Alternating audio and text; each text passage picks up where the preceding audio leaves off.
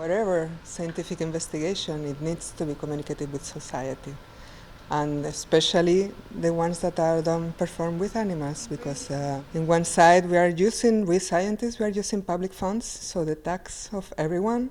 So what we do in the lab, it needs to be known by society. So it's really very important that we scientists engage, or we have science communication offices, as universities have, to promote the knowledge and the literacy of scientific knowledge.